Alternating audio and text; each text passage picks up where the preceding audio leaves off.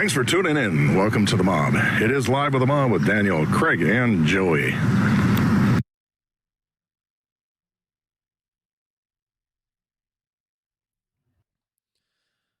All right, this week we are back. We are live. I want to thank you for coming on. This is a continuing of our series of the Live in the Mob member or the Mob members interview.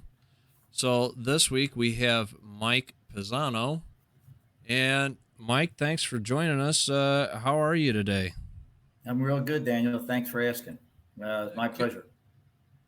Awesome. Now, we all know you're Mike Pisano, but do you have any nicknames? No, actually, the only nickname I ever had was when I was a kid, when I was young in elementary school, middle school, whatever. And everybody just called me Piz, P-I-Z, just short for, actually, my name is Pisano. Whenever, or most people say it Pisano because that's just the way it's, it sounds for whatever reason. So that was my nickname, and that was just as a kid. That wore off. And then for some reason, I was always, even coworkers always called me Mikey. I guess it's just a Mike thing, whatever, because I was, 5'8", 140 pounds or whatever, a little guy. So a little bigger now. But that was it. Never had any nicknames other than that. All right. Where do you live? Well, I live now for the last 3 years in Myrtle Beach, South Carolina. Okay. Originally born and raised in New Jersey. Spent the first 60 years of my life there. I was born in North Jersey, north part of New Jersey. And then as I was 14, my dad bought a horse farm, of all things, a racehorse farm. And we moved to Central Jersey where their farm was. And I lived there until 3 years ago, pretty much, in that same area. All right. Well, hi, cool. Hey, Mike. Thanks for joining us. Hey, Joey. Man, we see the No post problem. on your Facebook, and man, we see you're a good bowler. I'm thinking there's probably got a nickname of Strike King. I don't know, but Yeah. You could probably beat everybody in that. But tell us a little bit about the bowling and how long you've been doing it, and what got you started. And yeah, sure. I've been bowling probably since 1978. I never really bowled as a kid. A lot of guys, grow up in junior bowling leagues, just like Little League and stuff, which I never did. Never really had an interest in it or anything, and just started watching it on TV, ABC, the Saturday shows, and I don't know. Went to the local Kmart, literally, bought a bowling ball, and that's how I started. One thing I am proud of is that I've been bowling, like I said, 77, 78. I've never missed a season for a few injuries here or there, a couple of weeks here or there, hernia operation, but I've never missed a complete season of bowling, which is, a guy at my age or whatever, you get some ailments and that. I'm pretty proud of that. I have, so anyway, that's where I started, and just slowly but surely I taught myself. Never had a coach. Just learned on my own, and went from a 150 average when I started to now, all these years later, I've been a steady 200 plus bowler for probably 10, 12 years at least, maybe more. Some years are better than others, but right now I'm having in the last year or so, I probably had one of my better years as far as league bowling.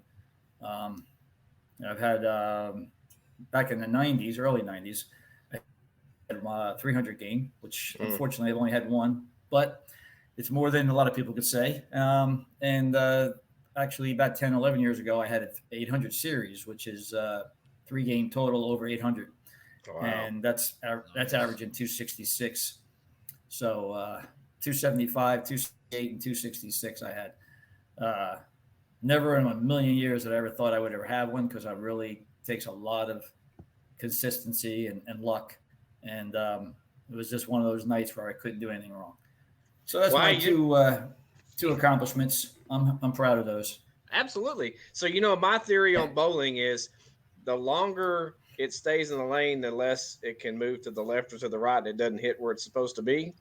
Yeah. So Joey's thing is the more it stays in the air, the less it Yeah. deflects from the left or to the right. So I'm a lofter. I'm just going to admit it. I'm a lofter.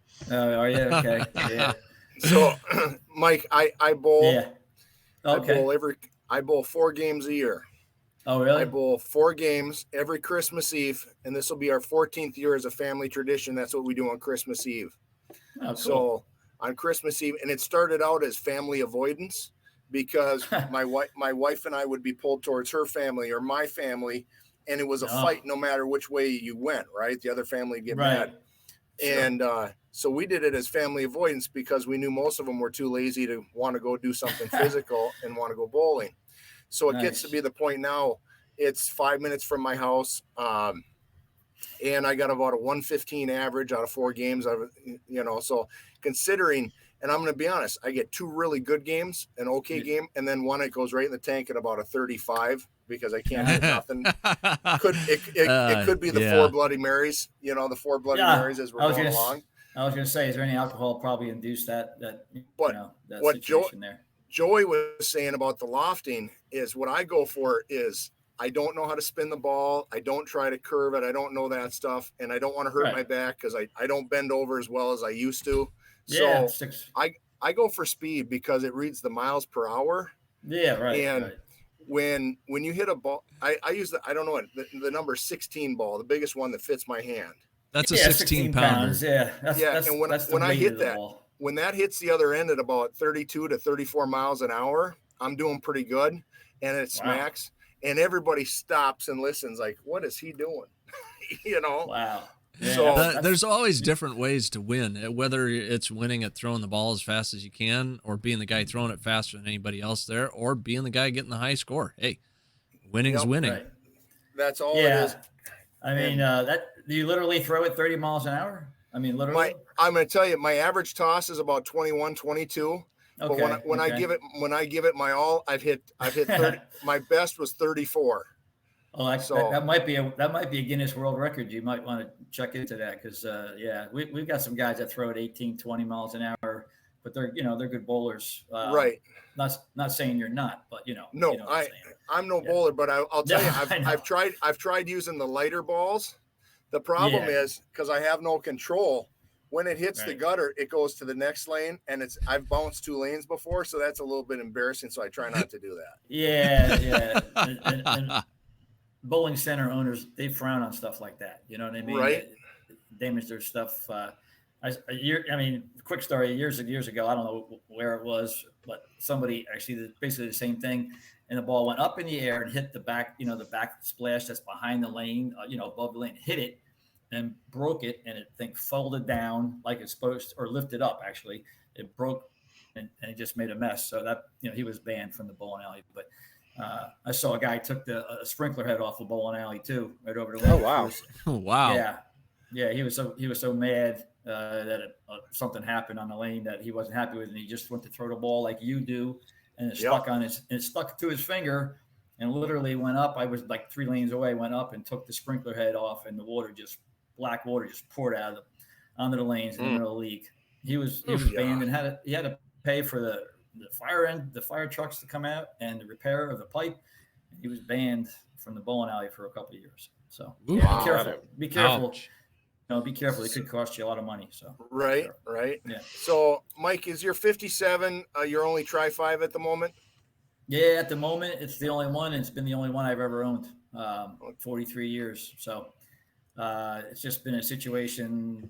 I never really had the room or the way I build things or would go about it. I'd probably, back in the day, I'd probably, go broke trying to build 2 of them or whatever. So, right. It's been the only one. Did you say, 43 years?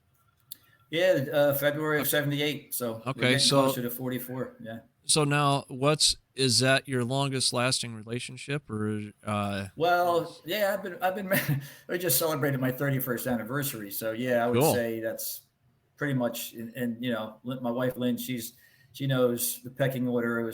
I met her 10 years after the car. So, she knows, and she's been great about it. She always, we joked about it and whatever, over the years, and she knows it's my first love, but, she's good with it. So now on your Facebook page, it says you work for a Volkswagen. Is that what you did for a living? I did that for the last until I retired in 18. Yeah, I did that for like 23 years. I just worked in one of the in the New Jersey warehouse. We had actually the largest warehouse in the country for Volkswagen. And before that, I worked at a couple of dealerships, two Audi Volkswagen dealerships actually, and a Porsche dealership. And so had friends that worked there, and I ended up starting the parts department, and that's what I did for the years. And then an opening, they moved the warehouse from New York, closed up to New Jersey, about 15 minutes from my house, and it worked out. They were looking for guys, and they were paying well, and a lot of vacation time to start. And going from a small mom and pop place to working for a corp like Volkswagen was a good move for me. And I worked there, just a warehouse guy, parts receiving, shipping, picking, you name it. I did it over the last over 23 years. So okay, yeah. So I'm a loyal Volkswagen guy. I have one out in the driveway, and my daughter drives one too. And they're good cars. So how long have you been a member of the mob?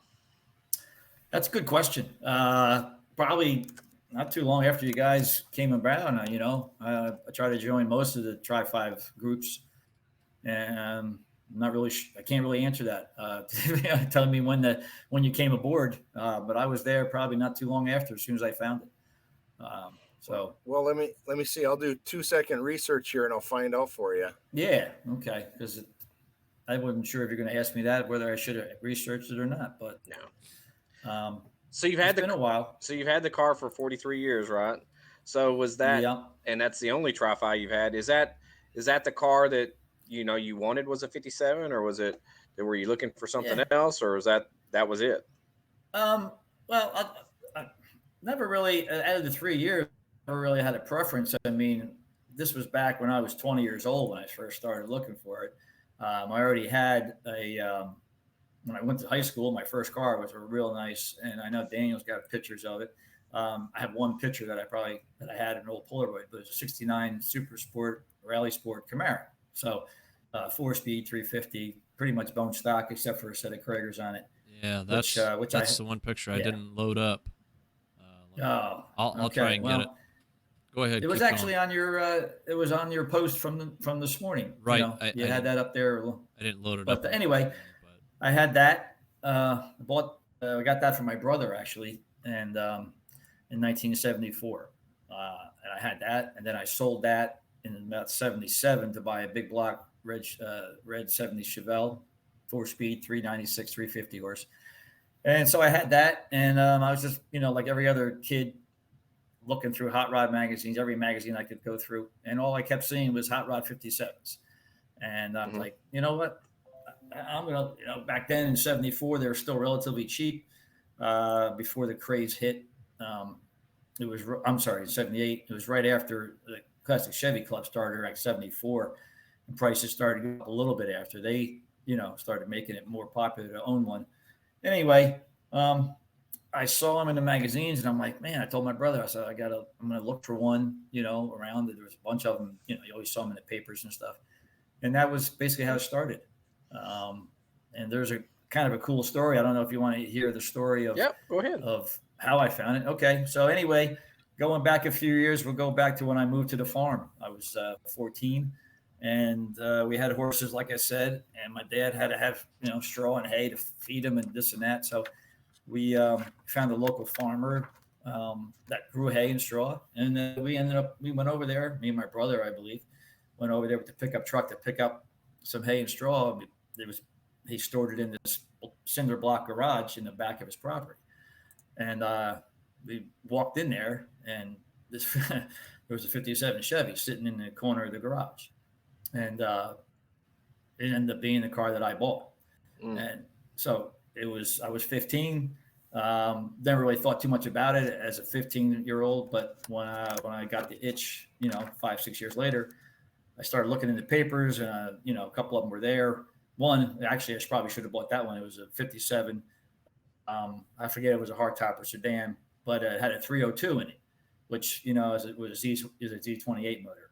And back then, nobody was putting fake 302s in the cars. They were real ones, But my brother, who I looked up to, he was, he got me into the cars and stuff. He's like, nah, I don't know. It was a little bit too much money or whatever it was. We just didn't buy it. But he said, why don't we go back to the barn there and see if this guy's name was Carl, see if he still has the car. We knew it was sitting in there for years, and it had Trenton Speed Shop on the side of it. I saw that. I knew it was a race car somewhat. Right. So we went back, and sure enough, the car was sitting there, same spot, Nice. how many years later? 6-7 years later, and never moved. Wow. Moved. And I came to find out that it ran in junior stock class, which was, back, all junior stock cars are. 5 through 7s were big. So junior stock, that was probably what, still pie cutter wheels or tires in the back. Yeah. Limited to 7. They had 7-inch wide slicks limitations. The car had to be basically stock. It even had to have one horn on the car. You could take, if you want to save weight, you could take a horn off. It had a wiper motor had to be on it. He had a vacuum motor on it. It was lighter than so how much weight you're saving. But they ran, those cars normally run in the high 13s. They weren't really fast because basically you could only do like a super tune and maybe some, headers and slicks and some trick stuff, trick power glides, cast iron power glides, and small converters. And anyway, so they ran in the high 13s, which was good for 283. Of course, you had different classes, fuel injected, 2.4s, whatever the horsepower ratings, just like drag racing. They power to weight ratio is what they rate them on. So anyhow, the car was sitting there, and in 1970 or 71, did away with junior stock cars. As far as NHRA was concerned, they did away with the 5 through 7s because they were too old. They were out of the years that you could use, I guess. So the car was parked, and like I said, it was sitting there when I first saw it, and then when I went back, it was still there, and there was a fresh 283.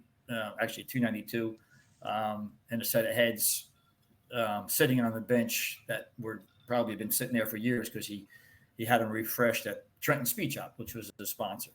And so I said to him, I knew that, I knew him from buying straw and hay and stuff. And I said, Carl, you interested in selling your 57?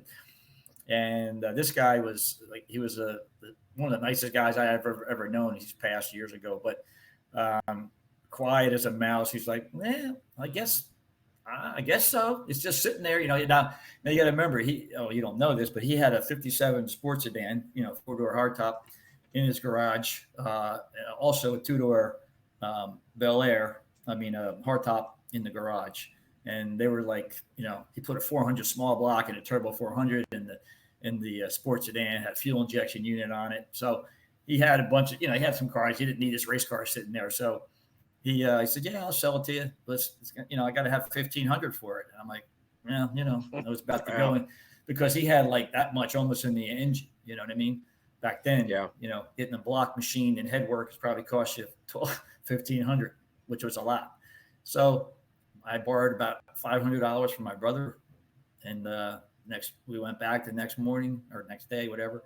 This is in the winter now in New Jersey in February. And it was snow and ice on the road. And we were stupid enough to go get it. But my brother's big block 4-speed Chevelle he still owns today. We towed that thing home on ice, get it. Just couldn't even get it. We couldn't even get it out of the barn. It was like uphill up the driveway. So it took us a while.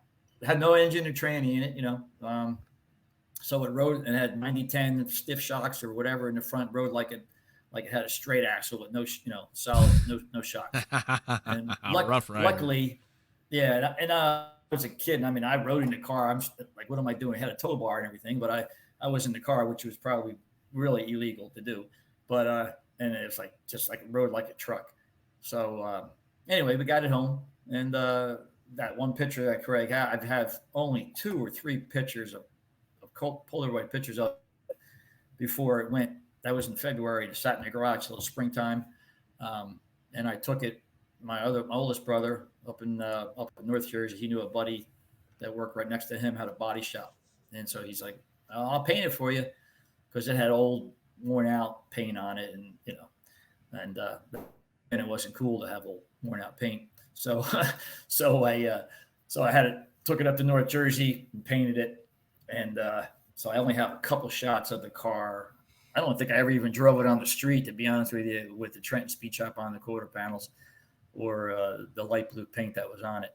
I don't know, Dan, if you had that one picture of it, it's not the greatest, but it's the day. It was towed home in the snow with my brother Chevelle.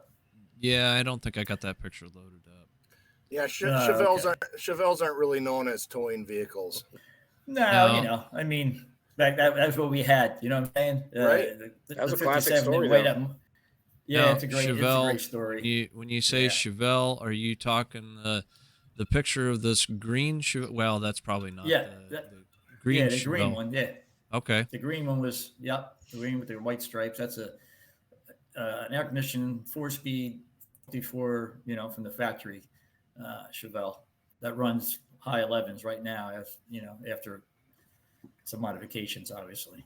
But so that's a cool story. I mean, that's the beginning. It's the beginning of the history of the car, and that's where it all started. Cool. Mike, let's talk about some of your tastes and styles, because what does your current fleet of cars look like in your garage? Because we see there's a Camaro in some of the pictures. What's the story on that one? Well, there's no Camaros in this fleet now. My fleet's small. Like I said, I have my family car, which is a Volkswagen SUV, and I have the 57. Okay. And you had the Camaro. I mean, I've had before. I've had a Grand National. I've had a lot of cars over the years. Not a lot of cars. I shouldn't say a lot. I've had a few muscle cars. My last muscle car I had was a Grand National. I bought brand new, but my fleet for the last a lot of years has been just the 57 and whatever family cars. I had a work truck that I had, a little Blazer that I bombed around in, and my wife always had a decent car to drive. But my fleet is very small. What year was the Grand National? 87. Kind of wish you would have kept that one. Yeah, I mean that was another story. I had it for 6 months and I babied it, and I took my then girlfriend, now wife, out one of our first dates, and I was trying to impress her with, because I had a beater that I drove to work, and I'm like, well, I really like this girl. I'm going to take her out in the new, the car was like 6 months old, 6,000 miles on it, maybe not even that. We went to see a movie. I'll never forget. It was called Big. Tom Hanks was in it, I think, and we came out of the movies, and sure enough, the car wasn't there. So, stole the car. It was stolen. It was involved in a high-speed chase down the highway, 120 miles an hour, from what I heard from the police. And I got it back. I really didn't want it back because I figured it would be wrecked, and it was half wrecked. Quarter panel was banged up. The cops got into a chase. And long story short, it had 4 flat tires, 4 bent wheels, and the driver's side quarter panel was creamed into it. He ran into a cop car. Went into the trees, but needed a paint job from front to back again, or a new one. Right. And so he put the same kid who painted my 57. Now you got to remember, this was back in '88, of this December of '88. He had just finished my 57 in pretty much a year earlier.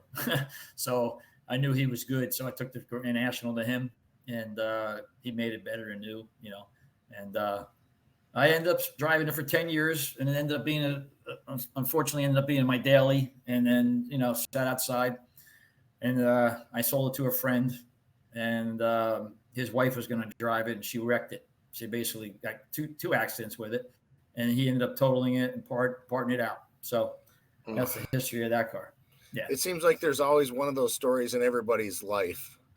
My dad had the decision to keep my 55 because he had a 55 and he had a 66 Mustang fastback. And going into a Minnesota winter, neither one of them really worked that well. And he needed to get my sister, came along. So he needed a family car, which went to a 72 Plymouth Fury 4-door olive green. So that was another thing. But he sold the Mustang, luckily for me, because I don't fit in Mustang. So it's a good thing he kept the 55. But 2 weeks after he sold it, he was driving to a town about 65 miles away. And as he pulled into the town, there was a black Mustang fastback that had been wrapped around a telephone pole, and that was his car. And he always felt bad because he loved that car too. So everybody's got that. But Mike, what's your style like when you're out, I guess in your 57 range, do you consider yourself a cruiser, a racer, or a shower, or all of the above, depending on the mood? It's been really a cruiser. I've never really raced it, even though it looks, a lot of people ask me how fast does it go. It looks like fast. So I cruise it. It's got the motor in it, it's a 454, but it's pretty mild. And it's got 355 gears and a 12 bolt. So I cruise it, and I've been showing it for so many years, and even before it was tubbed, and so that's pretty much my style. And I don't bomb around the streets like a young kid or anything. I'm too old for that stuff anymore. I just enjoy the car, and I've been driving it for so many years. I've been driving defensively for so many years. I just I'm always on guard. So I'm a cautious driver. Of course I get on it once in a while when it needs to clean out the Webers or whatever. But I'm not Clean a out race. the plugs. I love drag racing. Yeah, don't get me wrong. I love drag racing. I watch it. I go to it. But when it comes to my car, it's just a cruiser. Have you ever had it on the track? One time, I'm going to say way back when it had a little 283 in it and stock gears in it or whatever. I think it went like 15.0 or something. And so, I used to go with my brother a lot and race his Chevelle over the years and this and that. So I sort of got my fix. He would let me drive the Chevelle once in a while. So that was the extent of the race career or my racing career with it. Again, it was, it was a race car before I got it. So it's kind of cool in that respect. But very cool. Very cool. That's it. So like making your car, like, was there any influences? I'm thinking like Project X, or was there any cars that stuck out to you, that you just kind of wanted to, you liked? Yeah. Well, the story is the reason it's tubbed and the way it looks the way it does today probably is because of Scott Sullivan. In 1981, maybe a friend of mine was towing his 55 out to Super Chevy show at Indy, excuse me. And we were sitting there, and I saw this black 57. I think it was black. There was two of them there, and I think Scott had his hand in both of them, a turquoise one and a black one, and they were both hard tops. And luckily, I steered away from the hard top, so Craig. But yeah, sedans rule. I saw the cars go by, and I was just, holy smokes. I watched pro stock cars for years, and obviously by that time they were already into the Camaros and 81, whatever. And but I just loved the look, and I saw this 57, and I was like, holy smokes, look at that. I told my friend then, I said, his name was Frank. I said, Frank, I don't know how I'm going to do it. I'm going to get my car to look like that. And he just laughed at me. And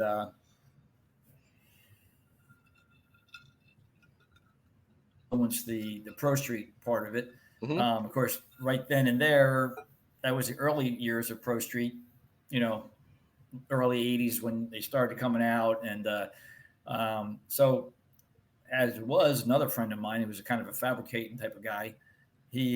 I told him one day, I said, Joe, I want to get this. I saw this car in Indy that's got 15-inch wide tires on it, like a race car, but it's a street car.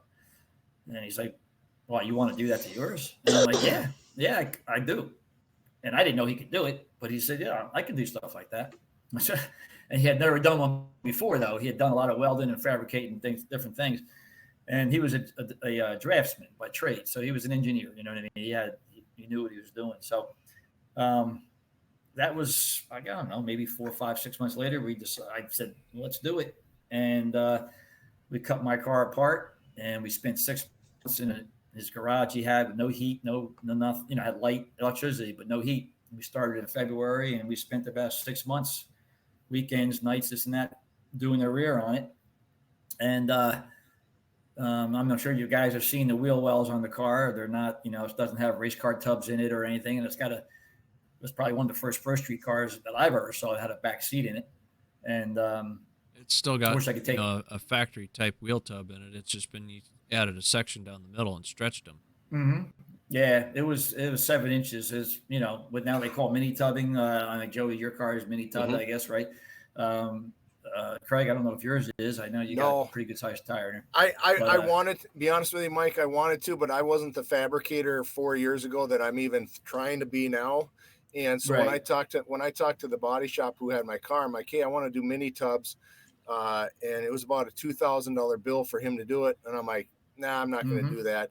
And be honest, like I said, for the way I'm driving, I got 275s under there. I could fit 290. I could fit 295s if I wanted to really get them in tight, but I'm just a cruiser. I'm not racing. Yeah, I got you. Well, I mean, back in the day, I had remember some of you may remember L60s, probably the predecessor to a 275, basically.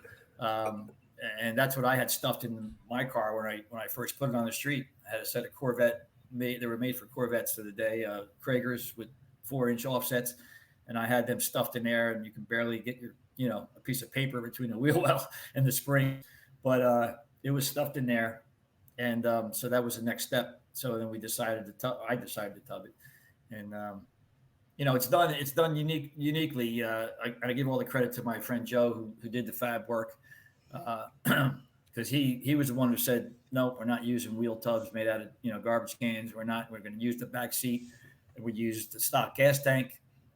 We narrowed the frame, just narrowed it enough to get the tires and wheels in there. And I got a stock tank moved over, and it fits right in between the wheel and the frame. We narrowed the seat to cut around the wheel tubs. And I've had so many people walk up and like, how'd you get those gigantic tires in the stock, with a back seat and a stock rear or stock wheel wells? And take a look again.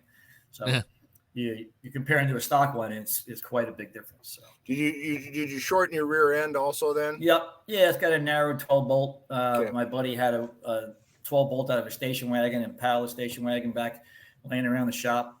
And he has a 9-inch. So I got a 9-inch and I got a 12 bolt. And I just like, back then I was like, I want to keep it all GM.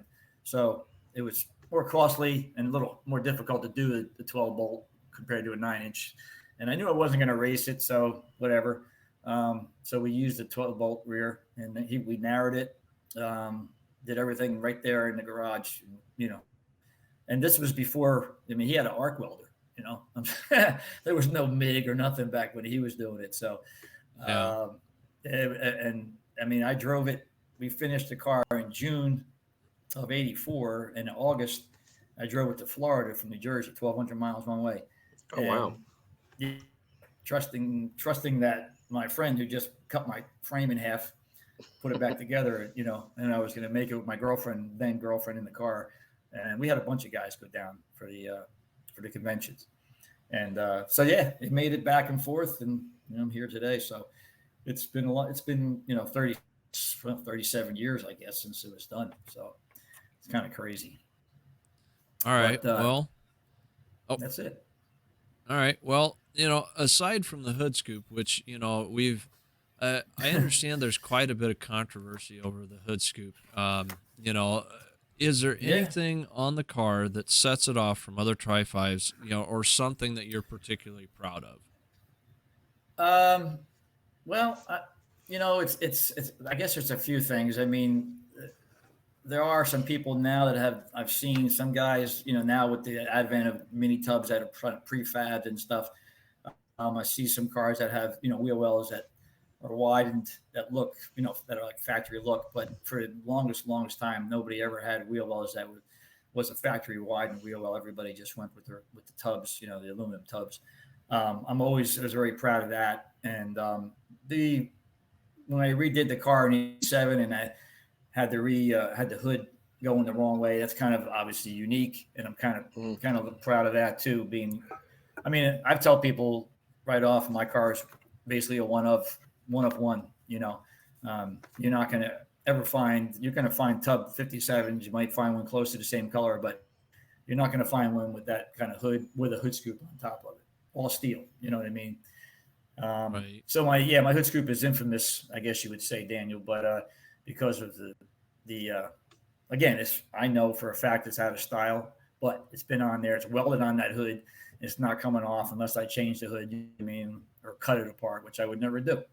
And I get, the internet heroes, Facebook warriors, whatever, they they like tearing it up pretty good for the scoop. But I'm most proud of it's a stock looking, like if I didn't have the hood scoop on it, you look inside the car. I've had many people tell me it looks like a stock 57 with look, except it's got 15, 16-inch wide tires in the back.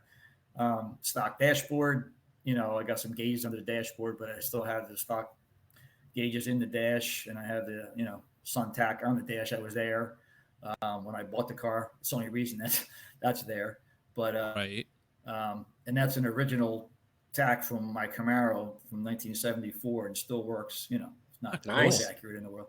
Yeah. So I'm waiting someday for that to go bad. But it's the whole, the whole color, the color and the whole package, I guess, Daniel, is what I'm most proud of. It's done really well for itself and still shows well after all these years. And so that's pretty much it. And the scoop, scoop is a attention getter. Sometimes the wrong one. I think the word you're looking for is kind of timeless, because yep. I'm an old school guy, so a lot of things I tried to do with mine were keeping some of the old school stuff, obviously with some modern stuff, but so you did it back in 84, did all this work, 84, 87, in that era. Yep. But that's really now, when you go to car shows, there's got to be a whole genre of young kids and older guys that come back. Yep, that's the way it was supposed to be done. That's the way it's cool.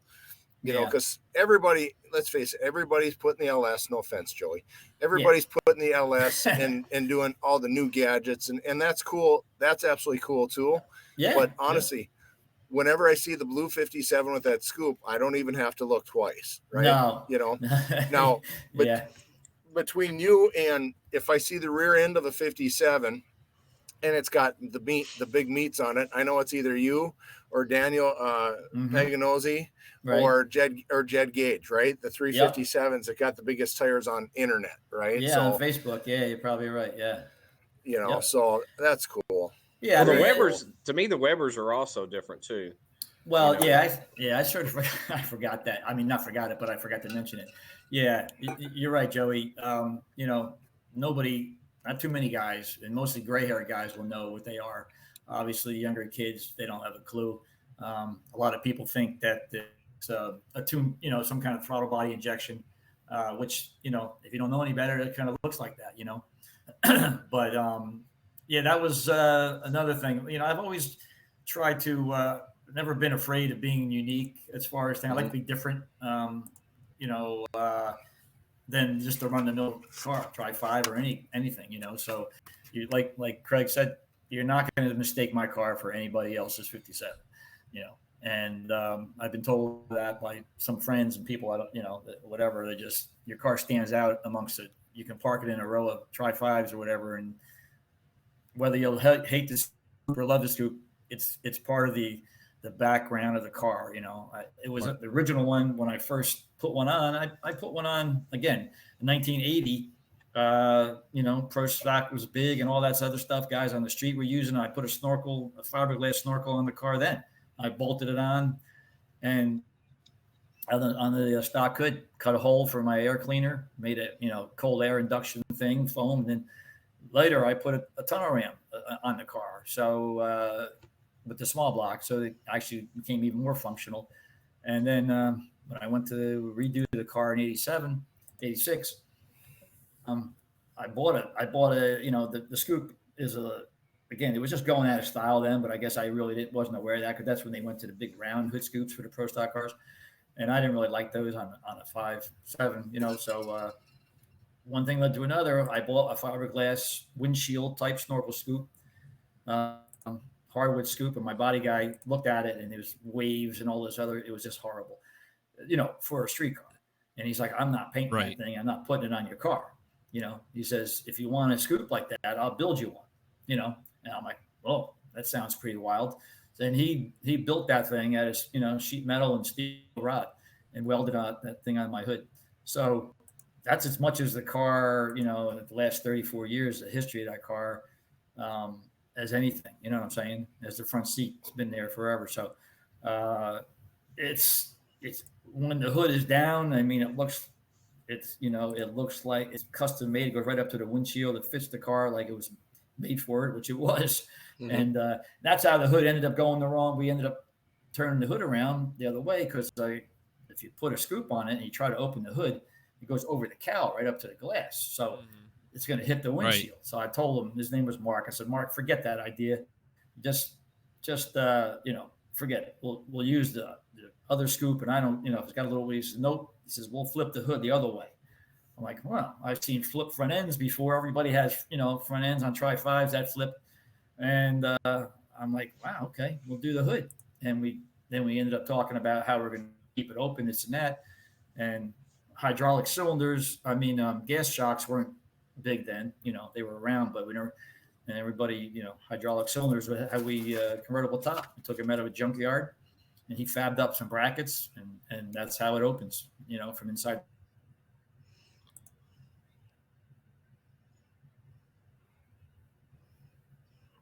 I'm with you. I'm with you about standing out. My car's not your run of the mill. Yeah. The colors, some people like it, some people don't. So hang on. Not much not to like about your car, though, Joe. Hang on a second, Mike. On your computer, I've lost the feed from your computer. Uh-oh. That's not good. I've got audio from you. I just don't have a picture. I got a picture there yet? I can see myself here on the computer. I'm not sure if that's on your end or whatever. Nothing's changed here, Dan. Well, we still got the audio, so we'll just kind of run with it at the moment. Okay. All right. Yeah, like I said, everything's. I didn't touch anything, and everything is status quo as far as me seeing myself. So, okay. I know you've had a lot of people that have helped you with your car, fabricating, and the things like that. Is there describe some things that you do, like some of us like to do wiring, like me, or something like that. That you like to do on the car, and tell everybody kind of wants to know what we like to do. And okay, I'm not, I'm mechanical. Wiring is not my favorite thing, but I've pretty much touched all the parts and pieces on my car over the last 4 decades. So I like to clean and polish, and I like to bolt on stuff. I like to come up with things, different designs. I guess that's my forte. But I have my my hand tools and stuff that I maintain the car with, and my brother's got a big selection of tools, and he lives close by. So we between the two of us, we he's been a big help over the years. Obviously, big influence, and I've been very lucky over the years to have some good friends that were talented guys, and ran into a body shop body guy that's very talented, and he did his thing on my car. But that's about it. I'm your basic your basic backyard mechanic, so to speak. You know what I mean? I'm not going out there with a welder or anything like that. I've never even wanted to learn. Never had the opportunities. But I'm just Okay. Well, what about describing like do you have like a huge shop with a lot of that, or just 2-car garage like me? I have a 2-car garage in it, so I'm happy with that. Yeah, mine is for years, until 3 years ago, I only had a single car garage in a couple of houses that I had. So anything I did was, in a 21 or whatever by 12-foot garage, whatever, how wide they are. So I didn't have a lot of opportunity. Like I said, a couple of friends had one friend up there that he has a nice, decent sized shop. He's got a lift. So we were able to use that for certain things. But yeah, my garage is, half of it's got, I have no basements here in South Carolina, which kind of stinks, but all my house stuff is on one side, and the 57 is in a spot on the other side. So yeah, I'd love to have it. I'd like to have just a 2-car garage where I can, spread out a little bit, but doing what I do. So I don't have that opportunity, unfortunately. I'm jealous of the guys who have big shops or decent, even a decent sized lift. Garage, so. Yeah, I know. Yeah, lift. Yeah. So yeah, floor jack and jack stands and whatever, creeper, whatever you can do underneath. But like I said, over the years, I've been pretty fortunate that I was able to have friends that could help out when I needed them to. So sweet, that's pretty cool. Yeah. Yep. So no luck on the audio, the video there, Daniel. No, we don't, but we're all right. We still got audio. Okay. Okay, buddy. That's good. Now, I've seen some pictures, Mike. Tell us about your car and being in a couple of the magazines and Okay. and a little bit about that. All right.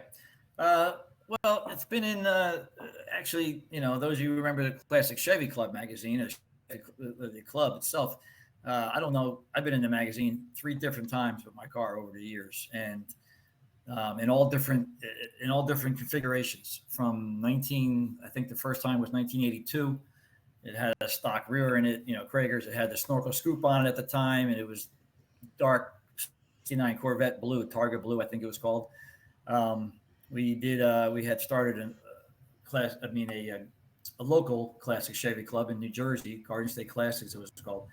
And so the president of the club, he was real go-getter, and so he contacted Classic Chevy Club and told him he wants to put, we deserve to be in the magazine, blah, blah, blah. So his 55 6-cylinder 150 was on the cover, and my 57 was featured inside. Couple pages. Just wasn't a whole lot of mods at that point, but I pretty much described what I had done to it. And then in 84, like I previously mentioned, I drove to Florida and to the national convention. Been there, and I think I was the only tub, except for one race car. I was only tub Tri-5 in the maybe, I don't know, 700 cars that were there. So it caught some attention from the national club, and a photographer from the club came up to me the first day and said, "We want to shoot that thing and put it in the magazine." And I'm like, right, and I had just put I had my buddy, another friend of mine, very talented painter.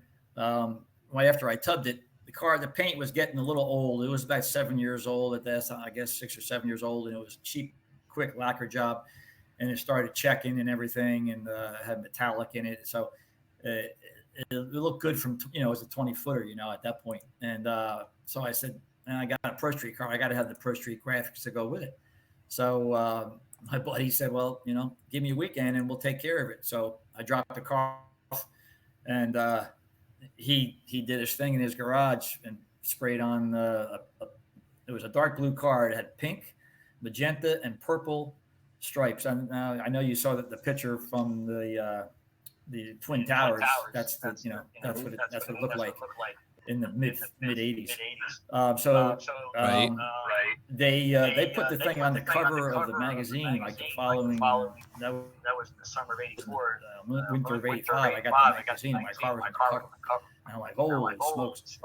With a nice 2 or 3 pages inside, covering some details and the story I gave them. So that was kind of cool. And then in '87, after I redid the car and the new color and stuff with the hood scoop and the reverse opening hood, I took a lot of pictures myself and I sent them off to the magazine. I wrote a real nice story for it and detailed everything. And lo and behold, it was in the magazine in like 1988 again or something like that. Or I think it was maybe 90. I'm sorry. It might have been January 90 or something. But anyway, it's been in the magazine 3 different times, which is kind of probably a unique thing. But it was also in a bigger magazine, Popular Hot Rodding, 1988. I was at Super Chevy in Maple Grove, which was huge back then, big Super Chevy show. And Steve Ray's one of their big time photographers, done all kind of stuff back in the 80s and 70s. He saw the car, and I started talking to him, and I'm like, I'd love for you to take pictures of it. He's like, yeah, it's a nice car, and it was brand new. It was like right after I had done it. So we shot it, and he put it in there, or they put it in there. They called it Crystal Blue Persuasion. I can never forget that. That was the name they put on it, which I never told them. That was just their magazine name. And it's been in a lot of hot rod and Super Chevy, like those things in the backs, like readers' rides things. I would send pictures in, and excuse me, probably been in 4 or 5 of those. So I guess it had the right look that they liked. A little blurb I would write up and they would put in there. So, and let's see. Oh, you know what? I think one of the coolest things obviously Scott Sullivan with Cheese Whiz. It was right after he had the car, and him and Jeff Smith, they drove from Ohio to California. I think you all probably know that story. And he, if during that trip, one of his wheels, which were basically a race wheel, one of the wheels broke, and he had to get, whatever, they were stranded, didn't have a spare, this and that. You guys might remember that story. Anyhow, so I wrote a letter to the editor along with a picture of my car, stating how, like I did a lot of driving with my car. I drove to, Indianapolis with it. And when I first got it, I drove to Detroit or Dearborn, Michigan, Chicago in it, going to different shows. And I'm like, well, it's kind of, not for nothing, but you drive without a spare tire. When you're driving across country, just no run flat tires and, whatever the case is, I wouldn't, it's kind of silly to do that. And my car has been driven a lot of miles and I never had never worry about a spare tire. It was kind of like a tongue in cheek thing.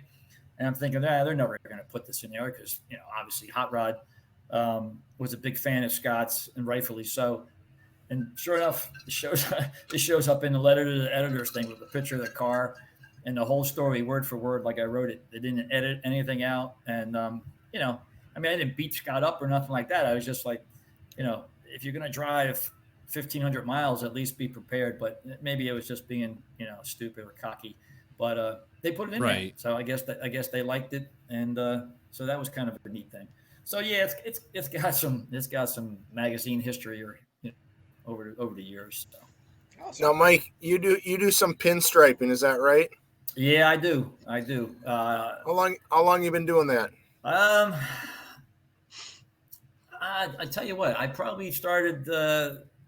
That came about by watching the guy who painted my car. I watched him pinstripe it in 79 or 78, 79. I saw him do it, and I've always been artistic. I guess, as a kid, I always drew. I was always drawing stuff and painting, whatever. And I'm like, you know what? That doesn't look that hard. And so I went out and got a brush and a Rust-Oleum, which doesn't work well for pinstriping, but that's what I had in the garage. But I went out and bought a correct can of One Shot.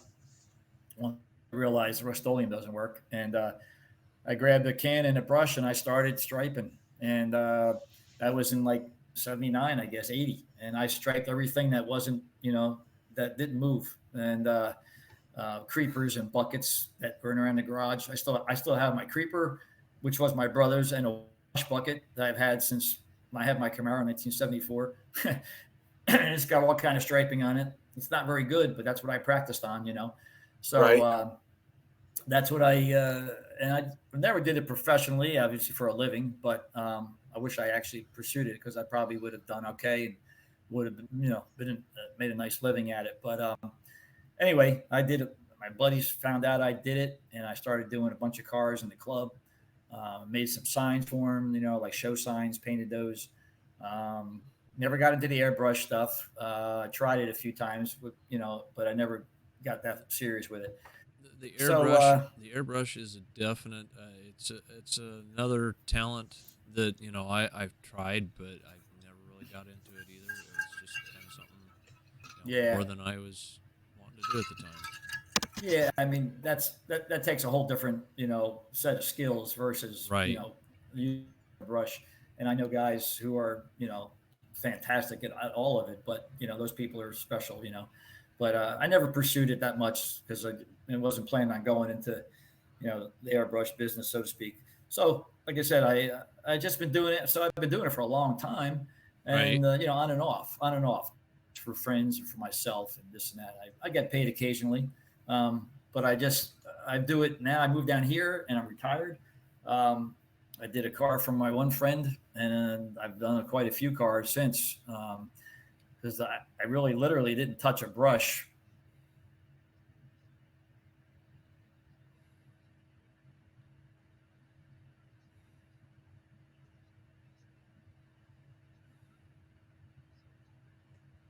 Back to where, I thought I was decent at least.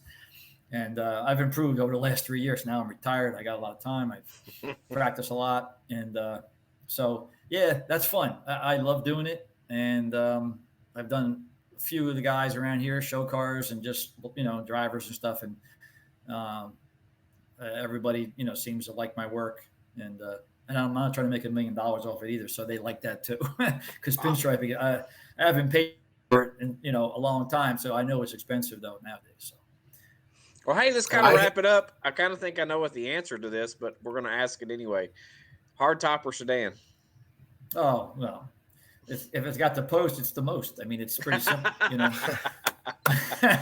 just thought of that off the top of my head, you know what I mean? But yeah, I like hardtops. I like them all. But as far as, ride quality and headroom, I don't know. Sedans, just every race car you see, junior stock cars back in the day, they're all 99 out of 100 were sedans. They were lighter, they were stiffer, and they just, more headroom and bigger roofs and stuff. So there's room for hardtops. I love them, but I'm a sedan guy. I got obviously. you. No, it's not. Okay, so then I got a final question then, Mike. Being a mob guy myself, being a fan of everything New Jersey, New York, and now you're from North Jersey. Mm-hmm. We heard this from another guest. Yeah. Was there a deli just around the corner from your house? You know what? In North Jersey, I was too young to worry about that. But down where I lived, I grew up to be an adult and homeowner and family man. Yeah, we had. I was long. Pizza. I had 3 pizza shops, probably within a mile radius or whatever of my house. So, and the deli, we had a deli down the street that was pretty good. So yeah, we were in the Trenton area. I lived close to Trenton, and there's a lot of Italians in that area, and Italian restaurants were, everywhere. And so you had to have good food. And so, yeah, there was a deli that I remember right down the street from my house. We used to get our stuff from when we needed it. But yeah, you gotta, if you're Italian and you live in New Jersey, you gotta enjoy good Italian food and delis. Perfect. Yeah, awesome. Man. Mike, it was awesome meeting you and talking with you finally, brother. Absolutely. Yes, it was awesome. I really enjoyed it. I want to thank you for coming on and joining us tonight. It means a lot to us, having you on here. Well, thank you. I appreciate it. I enjoyed it. Yeah, I'm glad. There's a lot of, like I said, there's a lot of infamy to include. That's with my hood scoop, but maybe we'll get to that another day. But yeah, it was fun. I enjoyed it. Thanks, guys, and again, there's a lot of history in a short amount of time to tell it. But it was fun, and I appreciate the opportunity to get out there, and hopefully when this thing hits YouTube, you get some viewers and good responses from it. So I think we will. Absolutely. All right, guys in the mob, thanks for joining tonight. Everybody on YouTube, make sure to like, comment, and subscribe. And that's going to do it for us tonight. We're signing off. Thank you, and have a good night. All right. Good night, guys. Good night, man. Thanks again.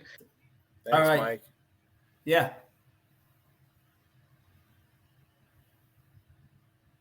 Oh, yeah. Yeah. That's funny. I hear that quite a bit. Guys will, on Facebook or whatever, they'll have the magazine. I have a couple of guys sent me them. They were like,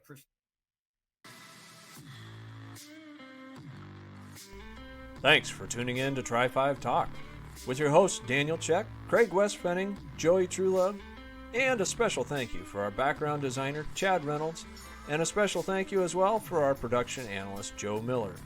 Thank you for watching, and we will catch you next time.